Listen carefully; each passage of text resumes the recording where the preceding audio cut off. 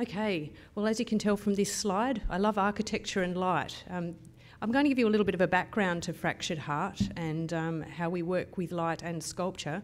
This is Hart's Mill Inhabited, which we presented in Adelaide about 5 this last year. We have designed a lot of work for large buildings, but always with the intention that the character of the building and the community that love it should play a part in the projection and the design of the work and in the story that comes through the projection. This is the most recent architectural projection we did, which was about a week ago in Adelaide, called Stepping into the Light.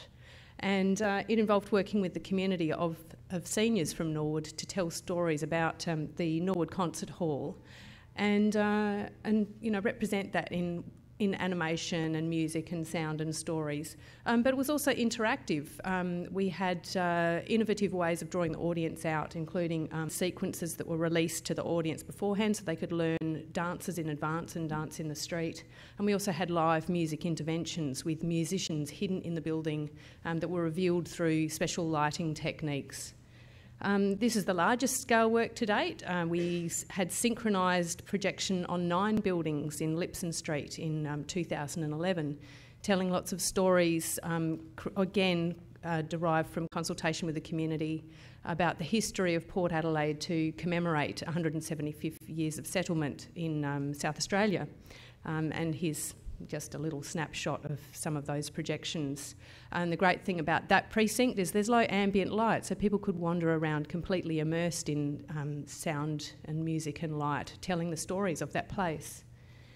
Moving forward from that, we do a lot of other work with projection. We work with other artists and we do guerrilla projections and we do lots of our own sort of R&D, and we love working with structure and space.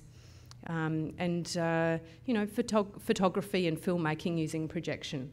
So some of these upcoming works are some of the structural pieces we work with. Promise is something from 2009 and it still tours. It's 2 large structures that project onto each other, and the projectors are completely hidden. So unlike the large scaffolding towers that you see around MCA during Vivid, you never see any of the technology with Promise. It's all completely hidden. And it looks fantastic during the day as well as during the night. It's made out of a steel framework covered with recycled wedding dresses, which were collected from around Australia and then patchworked together with vintage lace. And it looks fantastic as it's blowing in the wind and creates magical shadows. And at night time, the 2 structures project onto each other into the surrounding environment. So you end up with a really magical light and shadow effect. The 2 pieces tell stories as well. So with the term Promise, they speak of love and romance and broken hearts and all that beautiful poetry.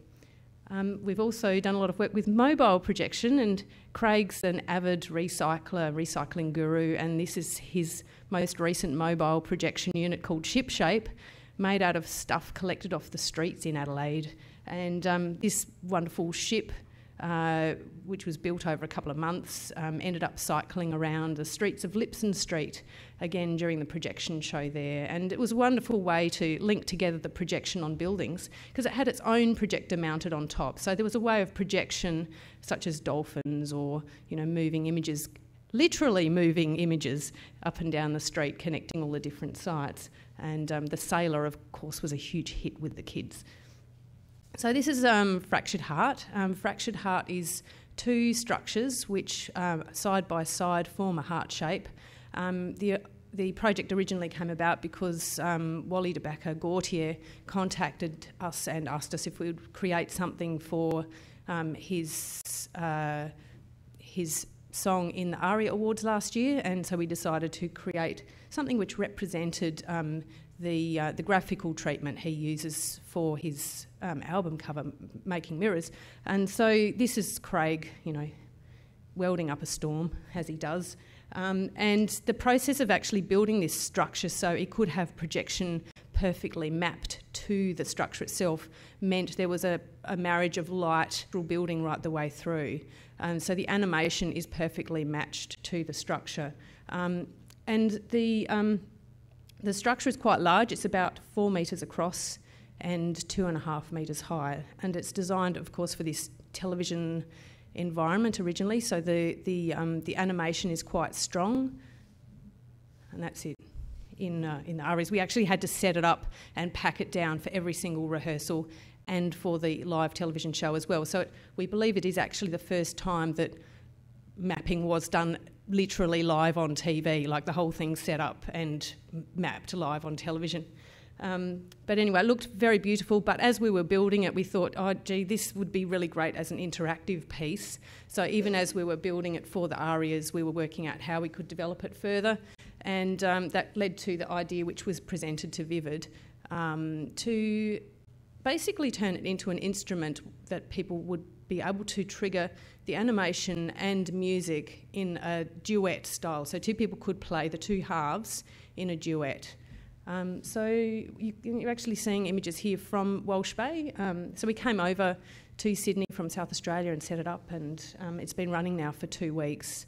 And we've had about 20,000 people through, and about 3,000 people have used it. All sorts of people, like little kids, 2 and 3 years old, and people who are in their 80s and 90s. It's incredible.